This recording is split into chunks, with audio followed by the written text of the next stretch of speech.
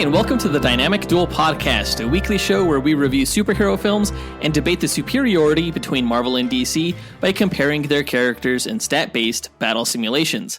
I'm Marvelous Joe. And I'm his twin brother, Johnny DC. And in this episode, it's a duel episode. Really excited to get to this one. We haven't done a duel in a while, but we're going to find out who would win in a fight between Sandman, aka Dream of the Endless, versus Mephisto, aka the devil himself of the Marvel Universe. Right. Neil Gaiman's Sandman is one of my favorite literary works, not just comic books, of all time. So I've been dying to do a duel episode with him forever, but now that the Netflix show is out, we finally have that opportunity. Yeah, so this duel will tie into the review of Netflix's The Sandman television series that we're going to review next week. Now, I know last episode we said that the duel was going to be between Sandman and Nightmare of the Nightmare Realm, who is a Doctor Strange villain, but we both kind of balked at that idea because it felt like it was too much of an apple versus an apple, as it were. And who wins in a fight between an apple versus an apple? An apple. Exactly. On this show, we more like to find out who would win between similar power level but different power set characters. But with similar themes or stories occasionally. Yeah, more along the lines of an apple versus an orange. That's much more interesting to me. Because who wins that? I have no fucking clue. The orange has citric acid. The apple has like cyanide in its core. What's going to happen? I feel like the apple is more durable. Uh-huh. So I think the apple. I don't know. We'll have to run the stats on this one day. Not today or anytime soon. But yeah, that's this episode. Before we get into the character histories and abilities and run their stats in 1,000 Monte Carlo simulations, we're going to go over the comic book movie news to come out in the past week, including the news regarding the main candidates for the head of DC Studios. We also learned what Warner Brothers may do with the upcoming Flash film, and we got a trailer for the upcoming Pennyworth television series, Season 3. As always, we list our segment times in our episode description, so feel free to check out the show notes if you want to skip ahead to a particular topic. Don't forget, guys, to join us on Patreon, where we offer ad-free episodes of this show, bonus content, including top 10 episodes and bloopers. You don't want to miss those. We also do monthly live movie watch-alongs, and we give you access to our Discord chat server, where you can chat with Jonathan and I and fellow fans of the show. Yeah, check us out right after this episode at patreon.com/dynamicduel, which is linked in our show notes. Our lowest tier is only $2 a month. And for $10 a month, you can become an executive producer of this show and help us determine our episode content and to get credited as such. But with that out of the way, quick to the No Prize. A No Prize is an award that Marvel used to give out up until the 90s to fans. Our version, the Dynamic Duel No Prize, is a digital award that we post on Instagram for the person that we feel gave the best answer to our question of the week. Last week's question was a really tough one. We asked, if you were rebooting the DCEU as the new head of DC Studios, what would be your 10-year plan in 30 seconds? It wasn't an easy ask. Some of you guys sent in multiple answers just to make sure everything was correct within the 30-second span. And it wasn't easy to choose a winner. But we have 3 honorable mentions and a winner, so let's go through those now. Our first honorable mention goes to Miggy Matanguihan, who said, Hey guys, this is Miggy in Phase 1, Superman, American Alien, Batman, Dark Victory, Wonder Woman, Gods and Mortals, Flash movie like Groundhog Day, Green Lantern movie with Jessica Cruz, and a Justice League origin film. Phase 2 would be a Superman sequel with Supergirl, Wonder Woman sequel with Donna, Flash sequel with Wally and Grodd, Green Lantern Far Sector, a Zatanna movie, and Justice League Doom. Phase 3 would be Superman Brainiac, Wonder Woman Hikatea, Flash movie where he fights Abracadabra, Green Lantern third movie, Titans movie, Mr. Miracle movie, and Apocalypse War. Wow, he really made a great use of those 30 seconds, but he had it all fleshed out. That's a great plan. Like, in the first phase, you really set up the Justice League. The second phase, you set up, like, the legacy characters, like the sidekicks and stuff. And the third phase, like, you even introduced the Titans team and everything. I love that answer. Yeah, and he managed to squeeze 3 phases into 10 years, which is really cool. The only gripe I have with it is that there really wasn't a lot of Batman. And considering he's one of the main pillars of DC, I feel like he should have had a few more film projects in that plan. Well, we've already had The Batman. I'm assuming that Miggy's incorporating the Batman movie into his phases here. I'm sure he is, yeah. Good job, Miggy. Thank you for putting so much thought into that. Yeah, great work. If DC Studios put your plan into action and announced that that's what they were going to do, Jonathan would probably shit his pants. Oh, I would. I mean, I almost did when I heard his response. Our next honorable mention goes to Adam Trumbull, who said, This is Adam Trumbull here. I'll continue with the Robert Pattinson Batman. Gotham. I would release a film about Dick Grayson's perspective on Gotham, the Batman, and the Riddler. And instead of him becoming Robin, he would become Nightwing right away, and the different angles he would take by catching the Riddler. So that sounds like just a couple of films. Yeah, I mean, this is the opposite problem that Miggy had, in that it's overly Batman focused, right? I think if you took Adam Trimble's and Miggy's plan, you mix them together, you have a really, really solid 10-year lineup. I'm surprised Miggy didn't say he was going to do a Nightwing movie, considering that's one of his favorite characters. Yeah, well, he mentioned Titans, but again, there's only one Batman film in those 10 years. Gotta do Nightwing, gotta do Gotham Knights. I think that would be awesome. That would be awesome. Our final honorable mention goes to Eric Mizell, who said, my 10-year reboot looks like this. Solo movies for Constantine, Deadman, Swamp Thing, which is going to lead into a Justice League Dark movie. Then Nightwing's got to get his own solo film, which will lead into a Titans movie. You got to do Far Sector in there somewhere. And then all of it can wrap up with death metal so that all the previous versions don't need to be rebooted. And then for animation, Deceased and DC versus Vampires. I really liked his answer because not only did he expand upon the Justice League Dark characters, but he also mentioned DC death metal, which I think is another big event that DC could eventually get to, sort of like, Marvel's Endgame or something like that. If you do Miggy's Justice League Dark Apocalypse War and then maybe like death metal after that, you're going someplace, right? It's a plan, and a good one too.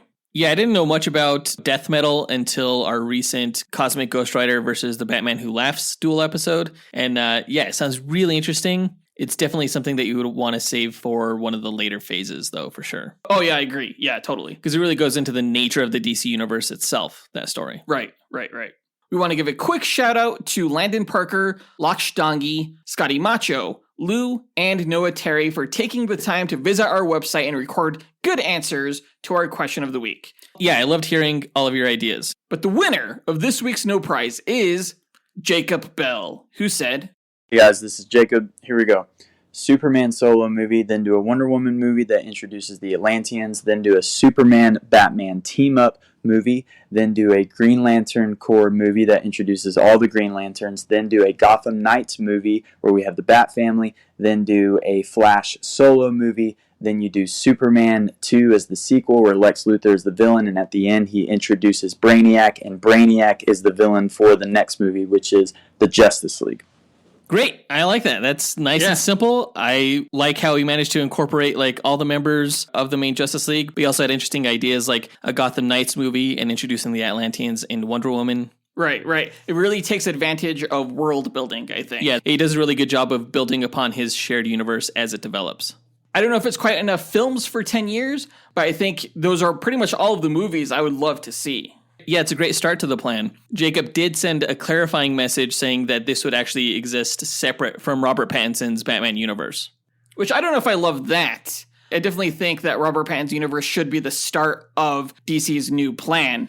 Now, is that just because you don't want to have multiple Batman again? Because I don't know if their approach that Matt Reeves took with the Batman, which is overly grounded, would work in a team environment. I think it depends on the writer. I think a solid writer could make it work. Maybe we'll see. But thanks to Jacob Bell for the answers. Congrats again for winning this week's No Prize. Guys, be sure to check out Jacob's own podcast called The Rankers, where he and his buddy rank the top 10 of a bunch of different topics. And if you, the listener, want a shot at winning your own No Prize, stay tuned to later on this episode when we'll be asking another question of the week. And now that that's done, on to the news.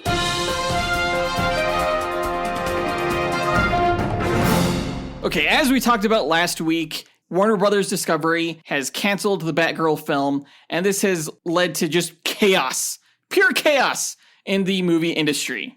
Yeah, apparently everybody at DC hates David Zaslav. What? Where did you hear that?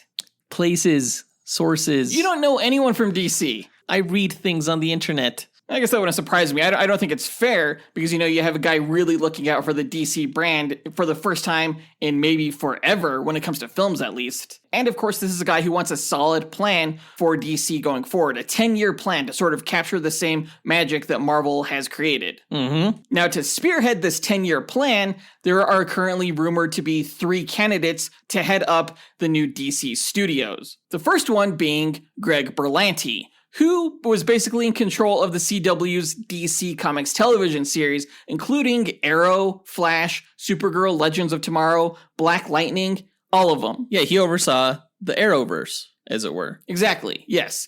So a lot of people at Warner Brothers and DC apparently are rooting for him to take that role, even though he hasn't officially even talked with David Zaslav about it. Well, he definitely seems the most qualified candidate. To an extent. He definitely is capable of producing a plan, as we've seen with multiple crossover events on the CW, like Crisis on Infinite Earths, like Elseworlds, things like that. But was that the level of quality that we see from, like, the MCU? I'm not convinced. Well, I mean, it was made for TV on the CW with the TV budget. And that's fair. But he was also responsible for the Green Lantern movie. He was one of the writers on that. Oh, that's right. Now he has a shot at redemption for that because he's producing the Green Lantern television series for HBO Max, which apparently is still on track. So we'll see. Maybe if that's successful, he could step up into the reins of the head of DC Studios. The other contender for the top spot would be Walter Hamada, the current head of DC Films, who apparently is being championed by existing Warner Brothers Discovery executives. I don't know if I like Hamada in the role, though. I mean, like, out of all the films that he's produced for DC, 75% of them have been rated R. Quite a few of them have been outside of any sort of existing continuity, like the Joker and the Batman. Right. He doesn't really seem to have a good idea for a sense of continuity. He just likes to tell good stories, assuming this like multiversal approach where filmmakers can do whatever they want. Right.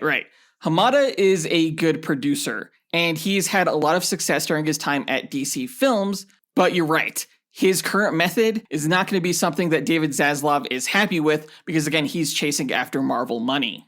I do have to give him credit for DC's television series on HBO Max, though. You know, you had Watchmen come out during his time as head of DC Films. Peacemaker was phenomenal, and he's really spearheading a lot of the upcoming The Batman television tie-ins, which is pretty cool. I'm really torn as to whether or not I think I want him to come up with a 10-year plan for DC. It seems like he doesn't have a good plan for Superman. No, absolutely not. Yeah, that's a huge downgrade in my book. Now, the third contender for this role is a producer by the name of Dan Lin, who produced the Lego Movie and the Sherlock Holmes films. He was also the producer of the ill-fated Justice League Mortal film that was going to be directed by George Miller back in 2008. Now, a lot of concept art and story details have come out for that film, and it seemed like it could have been a pretty cool movie. Dan Lin is a DC Comics fan, and that's something you absolutely want for the head of DC Studios. I would consider that the primary criteria, given that Kevin Feige was a huge Marvel Comics fan as he came aboard Marvel Studios. Dan Lin is definitely the dark horse in this race, considering he also has his own production company and may not want to give that up for this role. But if he's chosen, I think you could find success with him. Out of these three candidates, I would say that my preference would be Dan Lin. Yeah, I think he's done some great films. Like, you know, the Lego Movie had Batman in it. Not that he would go with that same Batman, but again, he's a fan of the DC Comics characters, and he has some history with them. Little bit. Now, of course, we have no idea when the new head of DC Studios is going to be hired and come on board and start shaping things. Hopefully it's soon, and hopefully they come up with some plan for the Flash movie. Because right now, we've learned Warner Brothers has 3 different options that they're considering. Now, the first scenario sounds a little optimistic. Basically, Warner Brothers wants Ezra Miller to seek professional help. Now, recently, when he's been coming on sets doing reshoots and stuff like that for The Flash, his mother has been accompanying him, and that's been a big help in sort of reining in his behavior, apparently. But they want him to get therapy, and they want him to do an interview at some point that explains Ezra's erratic behavior over the past few years. Apparently, Ezra has communicated that he is willing to do that, but if he keeps getting charged with burglary for stealing liquor from someone's home, that's going to make that a lot harder. Yeah, honestly, who steals liquor? Just go buy your own, especially if you can afford it, right? Really weird. Really weird. Yeah, bizarre. Dangerous behavior, absolutely. Now, the second scenario is that if Miller doesn't seek professional help, Warner Brothers could still release the film, but they just wouldn't have Miller play a prominent role in the marketing and publicity of the movie. It's not an ideal scenario, this one, because Ezra Miller is so prominent throughout the movie. It's going to be weird if he doesn't promote it. And if things continue to get worse with Ezra Miller and his behavior, Warner Brothers has a third option, which is to scrap the movie outright, just like what they did with Batgirl. At a certain point, the public would really no longer want to see any movie with them. It would just be kind of tainted and not enjoyable. And while that probably would have been detrimental to the future of DC films, since we already know Zaslav wants to reboot the whole thing, canceling the film is not the worst thing that could happen. I don't think so, honestly. And I'm still kind of hoping they reboot sooner rather than later. I know a lot of people don't feel that way. But so again, basically Warner Brothers Discovery's options are release and promote the film with Ezra Miller provided they get professional help, or still release the film without having Ezra Miller promote it, or scrap the film. Yeah, and it kind of seems like their hands are tied by Ezra Miller's choices, which is not a good spot for a studio to be in, I feel like. But even if the best case scenario happens, would people still be interested in seeing the Flash movie? That brings us to our question of the week. If Ezra Miller gets professional help and explains their erratic behavior, would you still be open to watching the Flash movie? If you weren't already. And let us know why. Record your answer at dynamicduel.com by clicking on the red microphone button in the bottom right-hand corner, which will prompt you to leave us a voicemail. Your message could be up to 30 seconds long, and don't forget to leave your name in case we include you on the podcast. We'll pick our favorite answer and award that person a Dynamic Duel No Prize that we'll post to Instagram. Be sure to answer before August 20th. In our last bit of news, HBO Max has released the trailer for Season 3 of Pennyworth, which now has a new subtitle, Pennyworth, the origin of Batman's butler, which has to be the worst fucking subtitle of any show ever. It's so bad. It's embarrassing. It's so literal. I know, it's so on the nose. I don't know who came up with that. They just need to undo that. Release a new trailer. It could be salvaged. Have you watched any seasons of Pennyworth? No, I don't have the Epix network. Prior to this being an HBO Max original, this show was an exclusive on Epix, of course. They released 2 seasons, haven't seen either of them, was never really interested, honestly, in seeing them, even though it's a DC show. It's not terrible from what I've heard. Well, I mean, it's on season 3, so it obviously has some sort of fan base. Yeah, absolutely, absolutely. This trailer, I have to say, doesn't quite sell me on anything, though. It's a little bit more style over substance. It seems a little, I don't know, Austin Powers, I guess, if I could describe it as anything. A non-comedic version of Austin Powers, which some might say is James Bond. Austin Powers is a James Bond parody. Yeah, and I definitely get like spy intrigue vibes from this show. Just very dated vibes, I would say. Like 70s dated. Hey, some of the best James Bond movies came out in the 1970s, man. The worst fucking James Bond movies came out in the 1970s. Yeah, also the worst ones, yeah. Roger Moore was a little inconsistent. In the trailer, Alfred Pennyworth explains that he charges for his services, but that his honor isn't for sale, in a very decent Michael Caine impression. Yeah, it really seems like this is the Alfred Pennyworth of the Nolan Batman films. I get that impression, absolutely. But the rest of the trailer doesn't tell me anything about the story for the season. It's just a bunch of quick action shots before the new title of the series is revealed. Do you think the show delves into any of Batman's rogues galleries past? Like, do we see any of the Falcone crime family or something in the show? I would be surprised considering the show takes place in Britain, but I have no idea because I haven't seen any of the seasons. Well, which one of Batman's villains is from Britain? Mad Hatter? Yeah, possibly him. Who else? I don't know, not many. I feel like it's really him just going up against like KGB agents or something like that. That's the impression that I get. We are considering reviewing this season. It doesn't start until October. We don't have an official release date yet. We just know the month. And we do know that it's going to have 10 episodes. If we do review it, I can't say I'm going to commit to watching seasons 1 and 2 and lead up to it. So You have to. You're the DC fan. I don't want to. You have to, because I'm not going to. Somebody has to.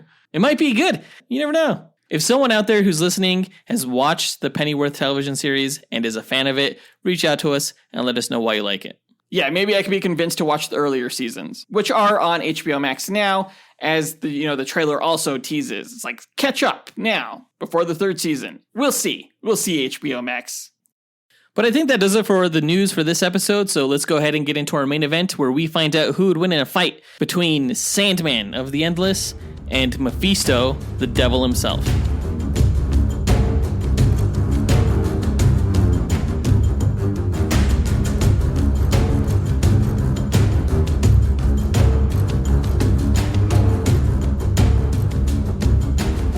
All right, right, Sandman versus Mephisto. Now, again, this duel is in lead up to the review of season 1 of The Sandman, which is on Netflix right now. Check it out. It's awesome. Yeah, Jonathan won't let me watch past episode 3 because he has an idea for this duel speculation that we're about to do that he doesn't want me to spoil for myself. Right.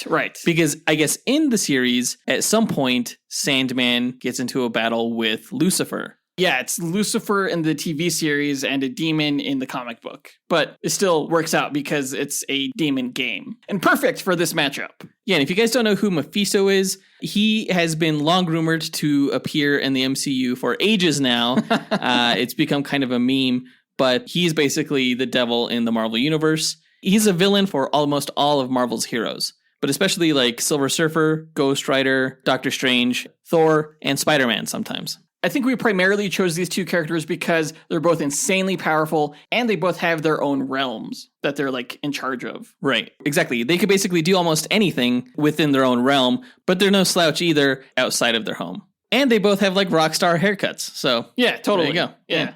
If you've never listened to one of our Duel episodes before, the way we determine a winner between these two characters is by running 1,000 Monte Carlo simulations using their statistics. A Monte Carlo simulation is a probabilistic model used to determine outcomes through random sampling. And in our case, it randomizes statistics along a normal distribution, which is a bell curve, as a way to simulate the many variables that can occur during battle. The stat parameters we use are based on the official Marvel power grid, and we use that criteria to extrapolate the DC character stats. We've included some additional stat categories of our own, such as range, damage potential, versatility, and perception, in order to create a more complete and robust simulation. Running these 1,000 simulations gives us a percentage of wins for each character, and we declare the one with the higher percentage to be the ultimate victor, considering that they're more likely to win any given battle. No character ever wins 100% of the time. Comics have shown that there's usually a way for Batman to defeat Superman, and we feel our method falls in line with the precedents that have been established in the comic book stories. And we use this method because it was the least subjective, most unbiased way to determine who would win. Of course, we are both heavily biased toward our respective allegiances, so instead of debating these matches forever, we just let the math decide for us. There's no fan votes here, and no relying on just feats. Before we run the simulations, though, we like to break down each character's histories and abilities before improvising a scenario on how we imagine one of the 1,000 simulations we run would play out beat for beat. Yeah, and I think it's my turn to go first with my character's backstory, though I do, before I begin, want to preface this backstory with a spoiler warning. I know some of our patrons, specifically, are working their way through the Sandman comic series, and anyone who wants to get through the Sandman television series completely fresh should know that unlike the stories of many comic characters we break down on this podcast, the story of Sandman has a definitive ending, which I will be revealing, so skip this part if you don't want to get spoiled. Definitely recommend the series and or watching the show. Alright, so Sandman is one of many titles bestowed upon a being known as Dream, who is the ruler and personification of dreams, stories, imagination, and essentially thought. He's one of 7 personified beings of unimaginable power known as the Endless, who manifested naturally as the universe formed and are older than the gods. When life first emerged, so did destiny, then death. When beings became sentient, dream came into existence, followed by destruction, desire, despair, and finally, delight, who later became delirium. Each of the Endless have their own realms which they are responsible for, dreams being the dreaming, where beings go when their consciousness escapes reality. When the first murder victim in the universe died, Dream took pity on him, and death allowed Dream to bring him into the dreaming instead of the afterlife. Dream named him Abel, and he became a storyteller who lived in the House of Secrets. Eventually, Abel became lonely, however, so Dream also brought his brother Cain into the dreaming when he died, gifting him the House of Mystery. Over the course of billions of years within the dreaming, Dream crafted more and more characters, stories, dreamlands, and nightmares, while also collecting more and more titles, such as Morpheus, Oneros, and the Sandman. To help him maintain the dreaming, Dream crafted several tools, including a pouch of magic sand, a ruby red dreamstone to harness dreams and focus his power, and a helm made from the bones of an ancient god as a symbol of his station and power. 10,000 years ago, while traveling on Earth, Dream and an African queen named Nada saw each other and fell in love, though Dream disappeared afterward and Nada was unaware that he was one of the Endless. After finding him again in the dreaming, Nada fled when she realized who he was, knowing they could never be together. Dream sought after her, however, and eventually the two copulated their love, only to awaken the next morning with Nada's city destroyed. Blaming herself, she committed suicide, though Dream was able to save her soul and promised to make her queen of the dreaming. When she refused, he banished her to hell for eternity. That's cold-blooded. Oh yeah, Dream was petty as hell back in the old days. Just over 2,000 years ago, Dream and the Greek muse of epic poetry, Calliope, had a son, the mythic lute player, Orpheus. Orpheus led a tragic life, however, losing his fiancée, Eurydice, to the underworld and later dying by having his body ripped apart. As a progeny of the Endless, however, his head survived and continued to live on as an oracle. Meanwhile, Dream and Calliope became estranged from one another. In 14th century London, Dream accompanied his sister Death amongst the people at her request. While in a tavern, they overheard a man named Hob Gadling tell his friends that he refused to die, and as a favor to Dream, Death agreed never to take him.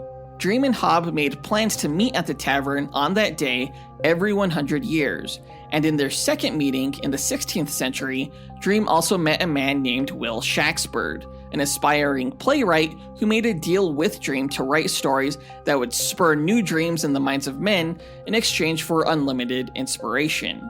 Dream commissioned 2 plays from Shaxford, who would find success under the name Shakespeare, one of which, A Midsummer's Night Dream, was made specifically so that the people of Earth would never forget the fairy kind that used to inhabit the world.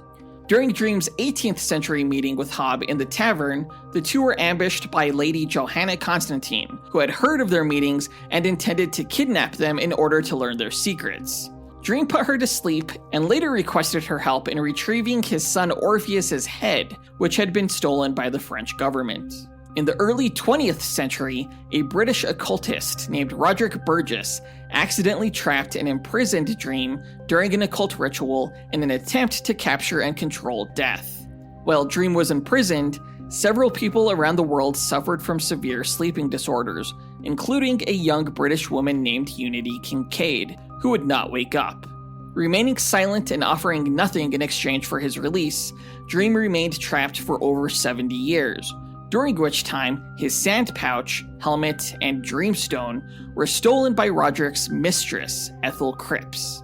When Dream finally managed to break free, Roderick had already died, so he got his revenge on his son Alex Burgess by cursing him with a never-ending nightmare. Dream returned to the dreaming weekend and found his realm in near collapse, abandoned by his creations due to his absence. Needing the tools that were stolen from him to regain his power, Dream summoned the 3 Fates, who directed him to John Constantine for his sand pouch, Hell for his helm, and the Justice League for his dreamstone. You can, of course, learn more about John Constantine and the Justice League in their respective Duel episodes of this podcast.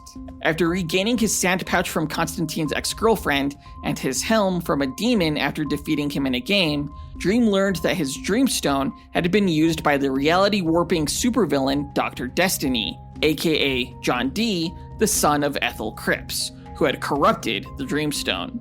When Dream tried to recover the dreamstone from Justice League's storage, its corrupted form sapped his remaining energy, just before John Dee broke out of Arkham Asylum and retook the dreamstone.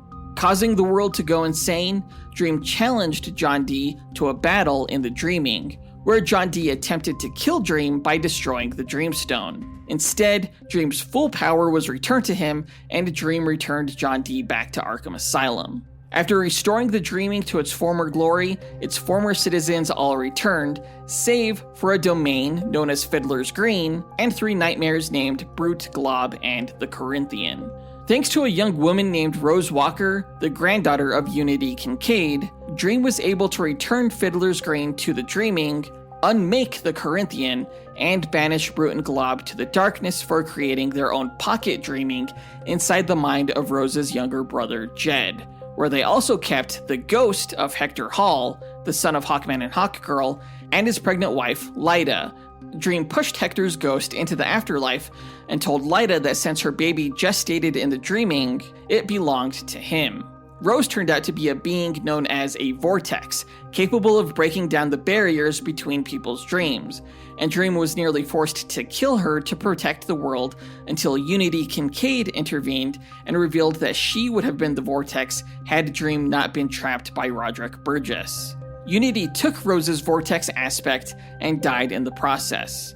Dream later learned that Desire impregnated Unity in her sleep, making Rose his niece. Had Dream killed Rose, per ancient rules that bind the Endless, Dream would have been forced to sacrifice his life to the Fates for spilling family blood, which was Desire's goal all along, as he/she had hated Dream for billions of years, constantly interfering in his affairs in secret, and was even responsible for the death of Eurydice. Dream later learned Calliope had been imprisoned by a rider with writer's block, and he freed her, as well as Nada from Hell, finally forgiving her for rejecting him and helping her reincarnate.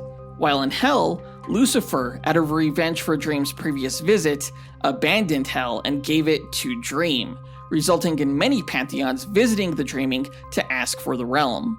This included the Fairy, who gifted Dream a fairy servant named Nuala to gain his favor.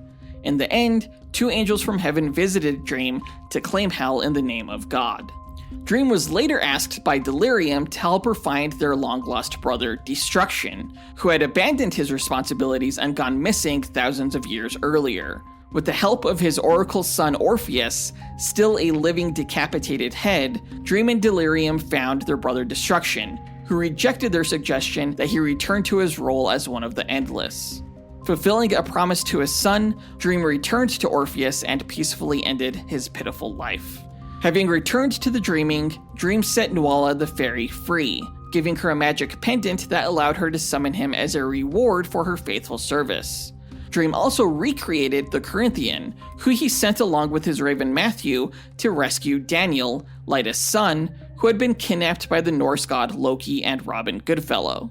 Believing that Dream had killed Daniel, Lyda, merged with the Fates, stormed the Dreaming to destroy Dream for supposedly killing his adopted son, per the ancient rules. Though it was revealed that this wasn't the case, the Fates, in their vengeful state known as the Kindly Ones, maintained their claim on Dream's life since he had killed his son Orpheus. Soon, the Kindly Ones began harming Dream's loyal servants and freeing his prisoners, and to protect him, Nuala used her pendant to summon Dream to the fairy realm, unaware that the Kindly Ones could not harm Dream outside of the Dreaming.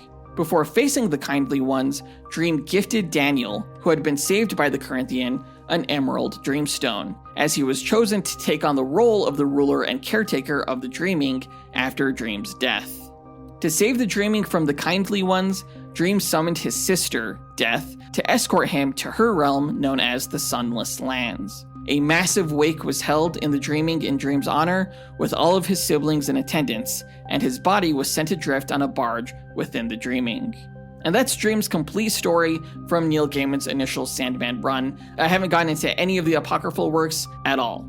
Powers-wise, Dream of the Endless wields the power of stories and imagination, capable of creating or uncreating anything, anyone, or any place that could be dreamed up.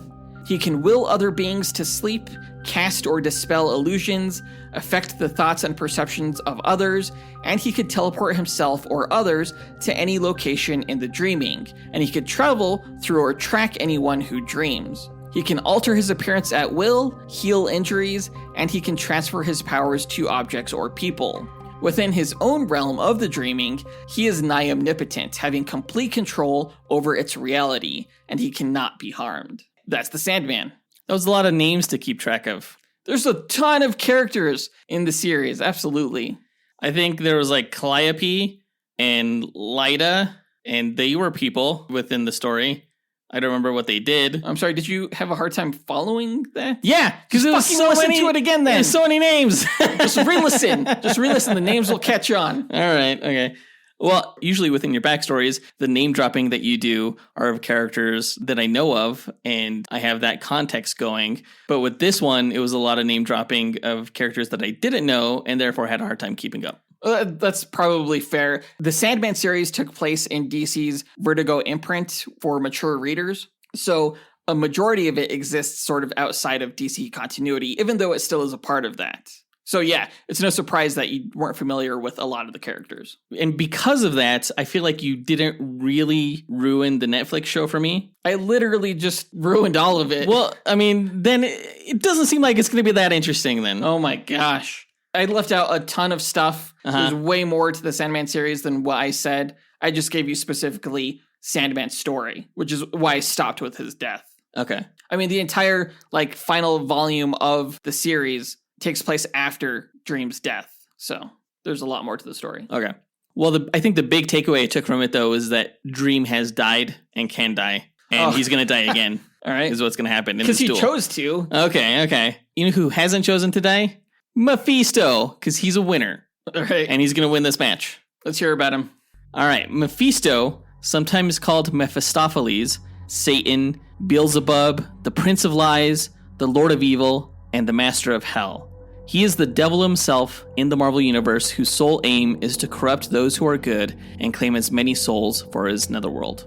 The true nature of Mephisto's inception is a mystery, though it's said he is nearly as old as the universe itself, created by a force that had no concept of morality. As a manifestation of pure evil, Mephisto drifted along the burgeoning cosmos and settled in the molten mass that would one day form the planet Earth to form his hellish domain. Mephisto evolved there into something like that of a fly, who billions of years ago witnessed a celestial fall to the newly formed planet, infected by a cosmic disease that helped spread perversion and grotesqueries across the Earth's barely evolved life. This helped the demon Mephisto grow in power, influencing Earth's inhabitants toward damnation across the millennia, where he would manifest to mankind's most hateful, most naive, and most needy to grant them their desires and manipulate them into selling their souls, for they were what Mephisto fed off of and gave him power. As humanity developed their mythologies and religions, many of their dark deities were based on Mephisto, and he fed off that, in turn perpetuating their belief in a supreme evil, shaping his appearance to fit their greatest fear of the devil. Other great demons would rise to challenge him, and Mephisto was constantly at war with potential usurpers of his hell throne, such as Thog, Satanish, and the demon Zarathos, whom Mephisto defeated and would one day bond to Johnny Blaze, the Ghost Rider, whom you can learn more about in our Estergard vs. Ghost Rider episode. Mephisto tempted and prodded the villains of Earth's past, including the powerful mutant Apocalypse and the treacherous sorceress Morgan Le Fay. Within the past 100 years, Mephisto grew fascinated with Earth's developing superpowered heroes and their capacity to protect and inspire despite his unceasing campaign to corrupt and destroy. During World War II, he convinced Nazi scientists to open a portal to his realm, assuring them it led to a race of perfect beings when it in fact was his demonic horde. Mephisto confined the soul of Dr. Doom's mother in Hell, and would battle and defeat Doom every Halloween when the barrier between Earth and Hell's realms were weakened. Eventually, Dr. Doom freed his mother by betraying his temporary ally Dr. Strange, offering Mephisto the Sorcerer Supreme's soul in exchange for his mother's. Mephisto had become a long-standing enemy of Doctor Strange and coveted his righteous soul, but the hero was able to escape Mephisto's hellish grasp. You can learn more about Doctor Doom and Doctor Strange in their respective Duel episodes. Mephisto made many enemies over the years, but desired most of all the pure spirit of the hero Silver Surfer, whom he tempted time and again with riches and with his former love Shala Bal, but the Surfer would never give in. Mephisto fought the Fantastic Four and dragged Franklin, the son of Mr. Fantastic and Invisible Woman, into Hell. The child's vast psychic and reality warping powers temporarily destroyed Mephisto, however, and his essence was scattered into fragments. The mystical energies of two of these fragments were unknowingly used to create Billy and Tommy, the sons of the Vision and the Scarlet Witch. When Mephisto eventually reformed, he drew back all of his remaining fragments, erasing Billy and Tommy from existence, to the Scarlet Witch's despair. Mephisto would eventually create a son of his own, named Blackheart, who delighted in creating misery for heroes such as Ghost Rider and Daredevil. Mephisto tried to teach his son how to rule hell, but Blackheart rebelled and tried to overthrow his father and claim his throne, forcing Mephisto to put him in his place. Mephisto developed a strong rivalry for souls with other underworld rulers, including Pluto, the Greek ruler of Hades, and Hela, the Asgardian ruler of Hell, spelled Hel, one L. Right, not the double hockey stick. Right. When Hela attempted to expand her realm to engulf the living, Mephisto temporarily stole Thor's soul and tormented it, forcing him to witness the horrors of the underworld. After the god of thunder was freed, Thor vowed to forever stand against Hela and stopped her advances into Earth's realm, much to Mephisto's delight. He was actually successful in getting Black Panther to sell his soul to him for some assistance. However, Mephisto had no idea that the hero was forever tied to Bast, the Panther god, and therefore was outsmarted by the Wakandan king. One of Mephisto's greatest successes, though, was the eradication of the love between Spider-Man and Mary Jane Watson. The couple sacrificed their marriage to him in order to save the life of Peter Parker's Aunt May. Which is weird. She was gonna die anyway. She's old. To achieve this, Mephisto erased the knowledge of Peter Parker's identity to the entire world. When the villainous organization Hydra destroyed the city of Las Vegas, Doctor Strange restored it, and Mephisto used the opportunity to manifest a piece of hell on Earth, called Hotel Inferno, where gamblers could bet their very souls. This forced Doctor Strange to summon the Midnight Suns, a group of supernatural heroes whom you can learn more about in our Justice League Dark vs. Midnight Suns Duel episode. While Mephisto battled the team on Earth, Ghost Rider took over the realm of Hell, cutting Mephisto off from his power, and he was imprisoned. But ruling Hell corrupted Johnny Blaze, and his brother Danny Ketch and Doctor Strange were compelled to exorcise and rescue him from the underworld. As the heroes escaped Hell, so did a horde of demons into Earth. They were taken over, however, at the time by alien Clintar symbiotes like Venom that were created by the deity Null, who was taking over Earth. Mephisto was then released from his prison to help fight the symbiote-possessed demon horde, and then he returned to Hell as its rightful ruler. And that's his backstory. Powers-wise, Mephisto possesses nearly limitless supernatural power, nearly unrivaled in the Marvel Universe, energized by the evil of mankind and the souls he imprisons in Hell. With this power, he can manipulate his own form to take on any appearance or level of strength. He can sense the morality of others from any distance and transport himself instantaneously between dimensions and across the galaxy. Mephisto can also cast illusions and manipulate reality around him to fulfill almost any desire of one he's bargaining with. This can range from psychic feats to power enhancement, time manipulation, and so on. He wields Hellfire, which burns not only anything physical, but anything metaphysical as well. Mephisto is immortal and virtually indestructible, though if he is somehow destroyed, he reforms in his domain after a while, where he is most powerful. He can peer through time to see the past and potential futures of his victims, and he can trap people or their astral selves, their souls, in hell. Finally, Mephisto does have a couple of limitations despite his immense power. He cannot force his will upon someone without their permission, and the longer he spends away from his realm, the weaker he becomes. And those are his powers. Yeah, I'm not impressed. What? For a Sandman, all that stuff is beneath him. He's way above, morality of, good and evil. It's just trifling matters. You're talking about a guy who was trapped by an amateur magician in a snow globe. It was ancient magic. And apparently he doesn't have any of his powers without his items, so, good luck with that. Well, he undid that. Okay. Yeah, he learned from that mistake. All right. Not too smart, but whatever. Now that we got these characters' histories and abilities out of the way, let's speculate on how one of the 1,000 simulated matches will go. The winner is determined by simulations, not the speculation, but it's fun to imagine how this fight could play out. We don't set any rules for this match other than the characters don't know anything about each other going in, except that the other character is a threat that needs to be put down. And we say that they start off about 50 meters apart in an environment that has no bearing on the match itself, because we don't take stats for the environment.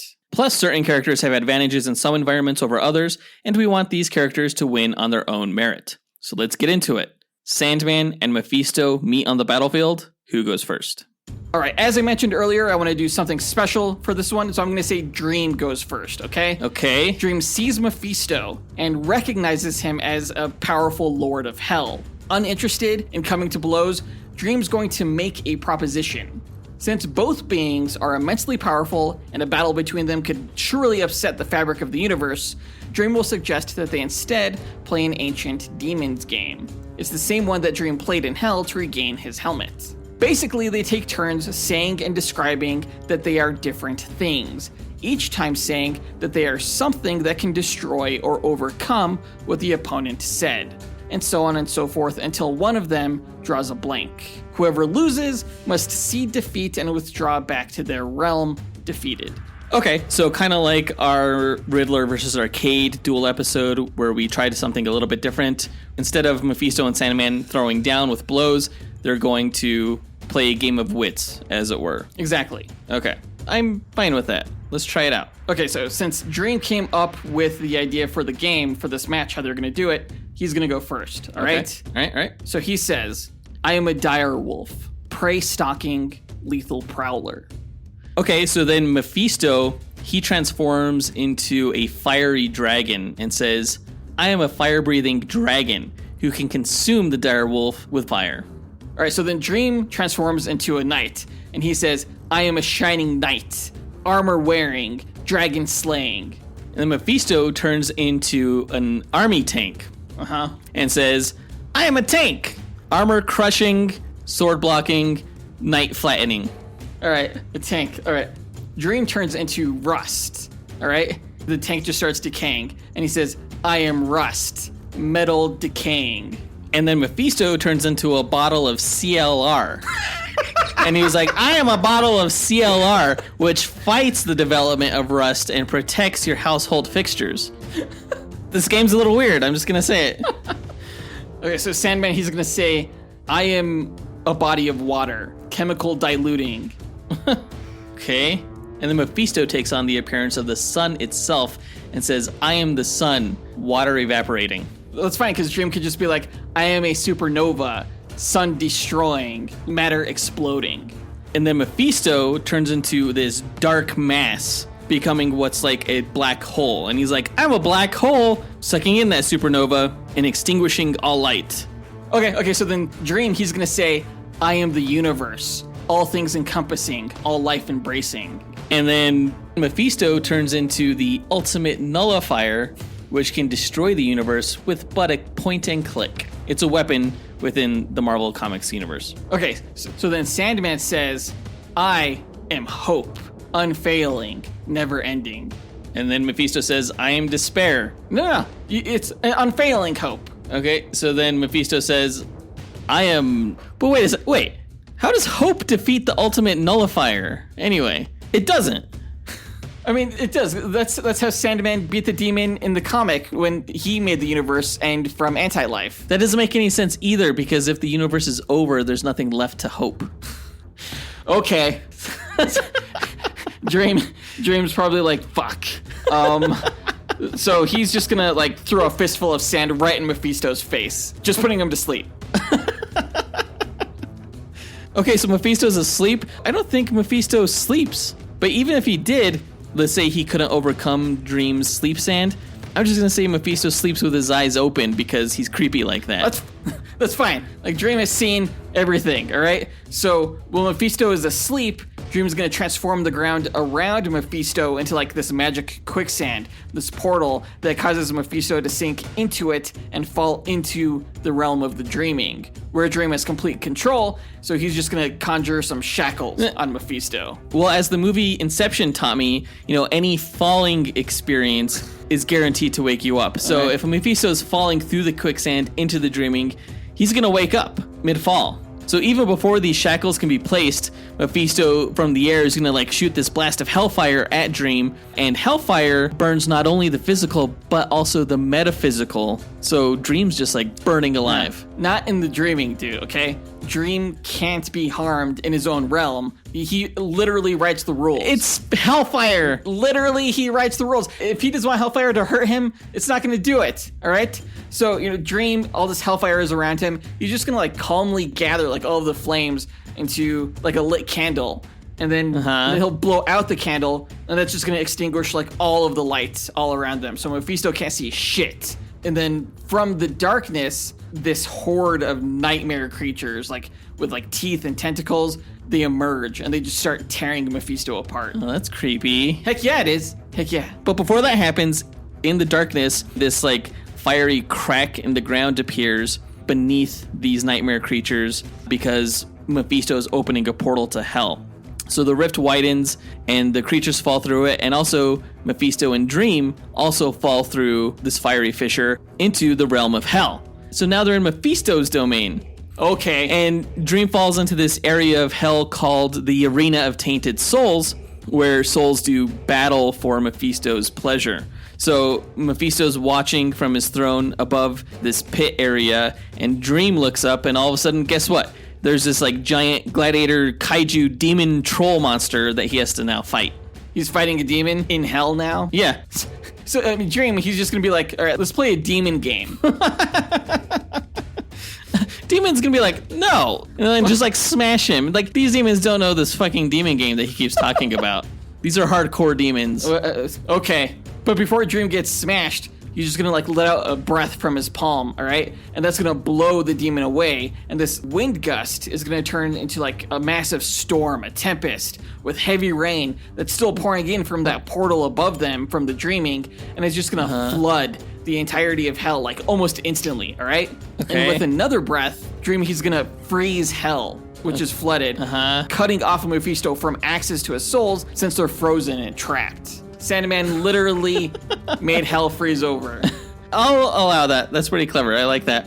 But even if Mephisto is cut off from his power source, he's not powerless. His power is just diminishing. So with hell frozen over, Mephisto is just gonna like burn his way to the surface of the ice where Dream is, and he's gonna like burn this pentagram sigil thing into the ice beneath Dream, just like the Magus guy did. Roderick Burgess? Yeah. And Mephisto telekinetically yanks away Dream's bag of sand. Dream is trapped in hell. How did I know you were gonna do that? Yep. I didn't know you were gonna pull that move. Match over. All right, okay. So all of this happens, and Mephisto's feeling pretty good about himself, and then he fucking wakes up. No. Yep, because it was all how'd I know a you were dream. gonna do that? It was all a dream. He's actually still in the dreaming, shackled and powerless, forever imprisoned in Dream's dungeon. So he's the one who's trapped. We'll agree to disagree. We'll go ahead and end the match there and run the stats on these characters.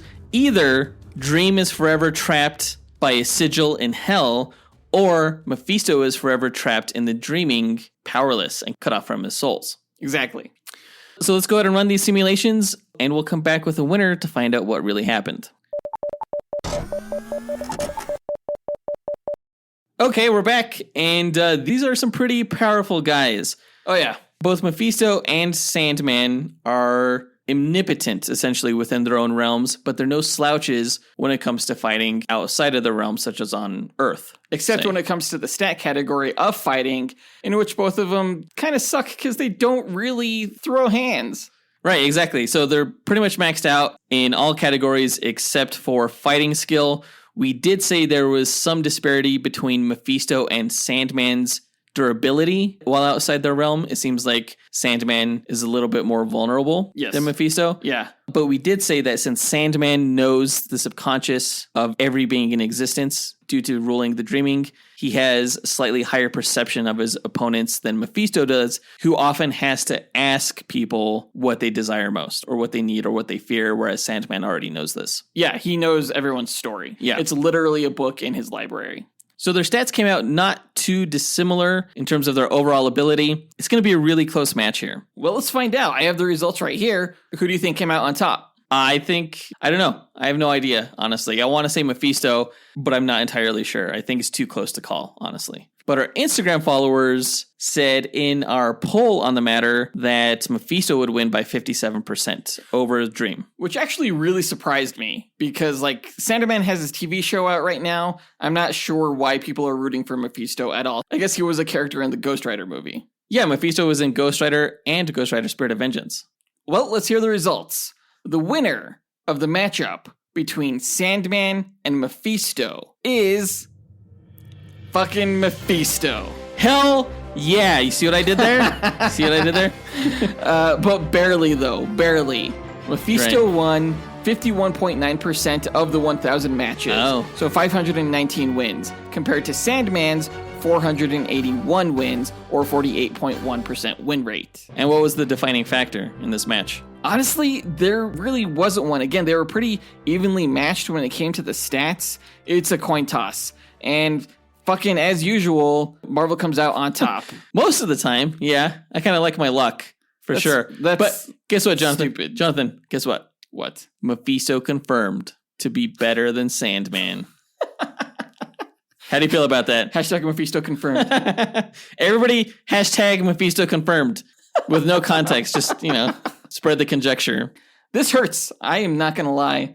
Dream definitely has like a rivalry with Lucifer in the comics where he's basically said that Lucifer is like the second most powerful being in the universe next to the creator, the presence. Uh-huh. So I guess it kind of makes sense that Mephisto would win considering he's kind of Marvel's equivalent of Lucifer. But yeah, it's still stupid. At least Sandman is a way better story than any Mephisto story. I don't know about that. Oh, well, honestly, I've never read any of Sandman's stories, but I'm trying to think of like probably the best Mephisto story. I think would probably be Faust, nothing from Marvel. No, I'm talking about Marvel story. Nah, I think Triumph and Torment was pretty good with Doctor Strange and Doctor Doom. If you want to read a good Mephisto story, that was pretty good.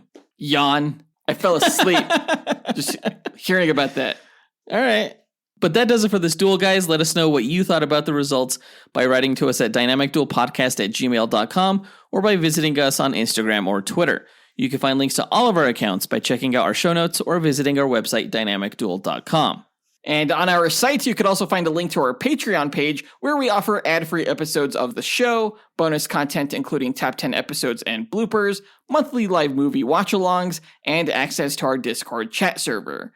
Again, check it out right now at patreon.com/dynamicduel, which is linked in our show notes.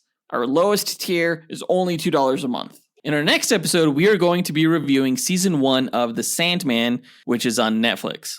And it's good. It's good. I've watched the first 3 episodes. The first one I didn't love, but it definitely picks up by episode 3. I'm looking forward to the rest of it. It gets better and better. I can't wait to talk about it. But that does it for this episode. We want to give a big thanks to our executive producers, John Speas, Ken Johnson, John Starosky, Zachary Hepburn, Dustyn Balcom, Miggy Matanguihan, Brandon Estergard, Nathaniel Wagner, Levi Yeaton, Austin Wesolowski, Nick Abanto, and AJ Dunkerly for helping make this podcast possible. And we'll talk to you guys next week. Up and away. True believers.